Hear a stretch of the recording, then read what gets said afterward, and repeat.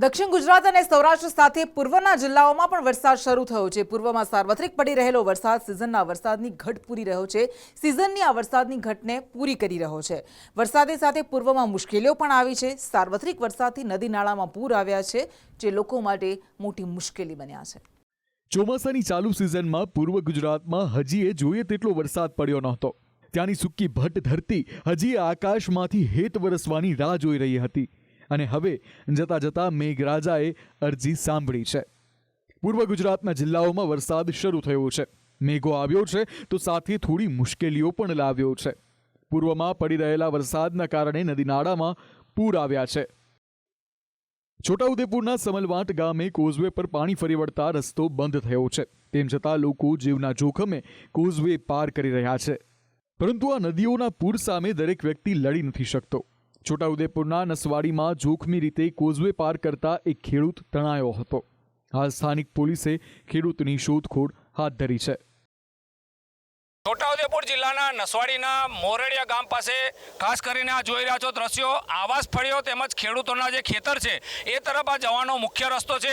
આ જે લો લેવલના કોઝવે પરથી જ્યારે સામે પારનો એક ખેડૂત છે એ આ મોરડિયા ગામમાં આવ્યો હતો અને ત્યારબાદ જે જરૂરી ચીજ વસ્તુ લઈને જ્યારે પસાર થઈ રહ્યો હતો ત્યારે અચાનક જ એનો પગ લપસતાની સાથે જ આ જે ધસમસતા જે પાણીના પ્રવાહ છે એ પાણીના પ્રવાહમાં તણાઈ ગયો છે। ખાસ કરીને મોટી માત્રામાં અહીંના જે ખેડૂતો સ્થાનિકો જે ગ્રામજનો છે અહીંયા મોટી માત્રામાં ભેગા થયા છે।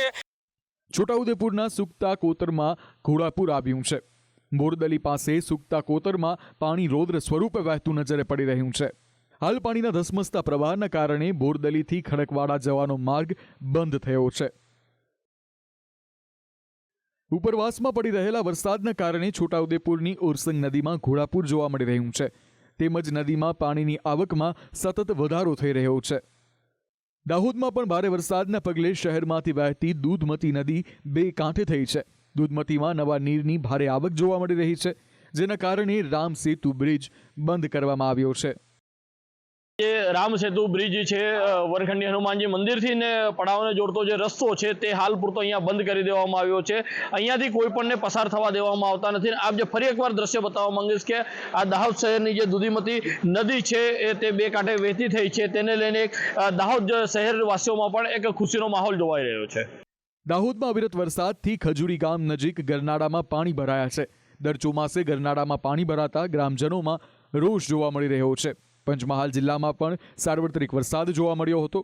ગોધરા, હાલોલ, કાલોલ, મોરવા હડફ, શહેરા, ઘોગંબા, જાંબુઘોડામાં વરસાદી માહોલ જામ્યો હતો।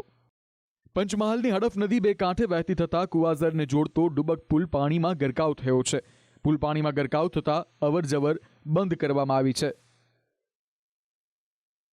ગોધરાના ઓરવાડાથી ગોલ્લાવને જોડતા રેલવે ગરનાળામાં પાણી ફરી વળતા વાહન ચાલકો મુશ્કેલીમાં મુકાયા છે।